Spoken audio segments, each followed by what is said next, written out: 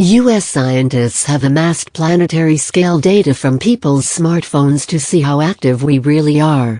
The Stanford University analysis of 68 million days' worth of minute-by-minute data showed the average number of daily steps was 4,961. Hong Kong was top, averaging 6,880 a day, while Indonesia was bottom of the rankings with just 3,513. But the findings also uncovered intriguing details that could help tackle obesity. Most smartphones have a built-in accelerometer that can record steps, and the researchers used anonymous data from more than 700,000 people who used the Argus activity monitoring app. Scott Delp, a professor of bioengineering and one of the researchers, said, "The study is 1,000 times larger than any previous study on human movement. There have been wonderful health surveys done, but our new study provides data from more countries, many more subjects, and tracks people's activity on an ongoing basis. This opens the door to new ways of doing science at a much larger scale than we have been able to do before."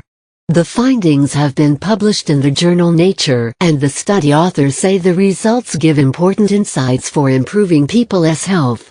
The average number of steps in a country appears to be less important for obesity levels. For example, the key ingredient was activity inequality. It is like wealth inequality, except instead of the difference between rich and poor, it is the difference between the fittest and laziest. The bigger the activity inequality, the higher the rates of obesity. Tim Althoff, one of the researchers, said, for instance, Sweden had one of the smallest gaps between activity-rich and activity-poor. It also had one of the lowest rates of obesity.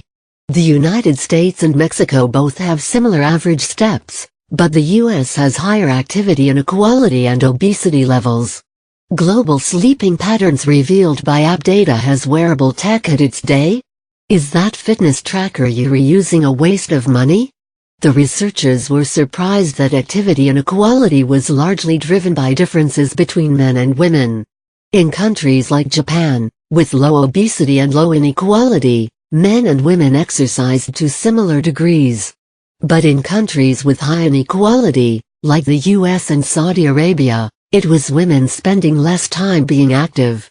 Jer Leskovic, also part of the research team, said, when activity inequality is greatest, women's activity is reduced much more dramatically than men's activity, and thus the negative connections to obesity can affect women more greatly.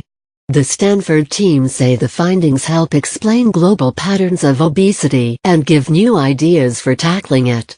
For example, they rated 69 U.S. cities for how easy they were to get about on foot. The smartphone data showed that cities like New York and San Francisco were pedestrian-friendly and had high walkability. Whereas you really need a car to get around low walkability cities including Houston and Memphis. Unsurprisingly, people walked more in places where it was easier to walk. The researchers say this could help design towns and cities that promote greater physical activity. Follow James on Twitter. Report a conflict of interest. I made 10,590 steps yesterday, but clocked up only 129 on Sunday. I left my phone on the kitchen table all day. That is my excuse and I am sticking to it.